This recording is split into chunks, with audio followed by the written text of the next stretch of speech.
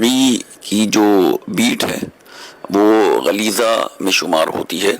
تو اب انڈے ہم خریدنے جاتے ہیں تو بعض انڈوں کے اوپر بیٹ کا کچھ نہ کچھ اثر ہوتا ہے، اور سردیوں میں انڈے بوائلڈ کیے جاتے ہیں، یعنی کہ ابالے جاتے ہیں. تو اگر یہ بیٹ والے انڈے جس پہ بیٹ لگی ہوئی ہے جو کہ خشک ہو چکی ہے، ان کو بھی اور دوسرے انڈوں کو ایک ساتھ پانی میں ڈال دیا، تو اب اس پانی میں اگر ہاتھ ڈالتے ہیں یا انڈا نکالتے ہیں، اس کو چھیلتے ہیں اور پھر وہ گیلے ہاتھ اس انڈے کے اوپر لگیں گے، تو اس کا کیا حکم ہوگا؟ دارالفتہ اہل سنت کے ایک فتوے کا اقتباس، مرغی کی بیٹ نجاست غلیظ ہے. اگر انڈے پر بیٹ لگی ہو تو انڈے کا وہ حصہ ناپاک ہو جاتا ہے جس پر بیٹ لگی ہو. لہذا اگر انڈا ابالنا ہو تو پہلے اس پر لگی ہوئی بیٹ کو اچھی طرح صاف کیا جائے، پھر اسے ابالا جائے، کہ اسی حالت میں ابالنے سے برتن کا پانی اور انڈے کا سارا چھلکا ناپاک ہو جائے گا. اور بلا وجہ کسی پاک چیز کو ناپاک کرنا گناہ ہے. لہذا اگر بیٹ صاف کیے بغیر ہی انڈے کو ابالا گیا تو ایسی صورت میں برتن میں موجود پانی اور انڈے کا ظاہری حصہ ناپاک ہو گیا، اوپر چھلکے کا اوپری حصہ ناپاک ہو گیا.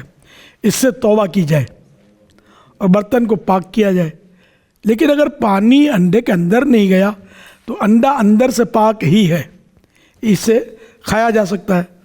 اور احتیاط اسی میں ہے کہ انڈا چھیلنے سے پہلے اس کا چھلکا اچھی طرح دھو لیا جائے اور پھر چھلکا اتارا جائے، کیونکہ چھلکے کی نجاست انڈے کے اندر والے حصے کو نہ لگ جائے.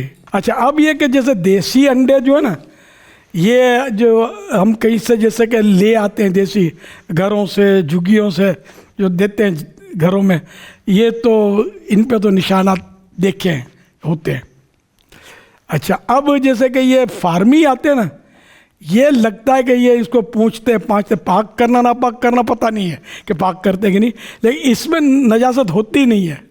یہ میں نے نوٹ کیا ہے، کیونکہ یہ بیچتے ہیں نا، تو بیچنے میں تھوڑی شائننگ ہونی چاہیے نا، ٹپ ٹاپ ہو، تو یہ اس بہانے نجاست دور ہو جاتی ہے.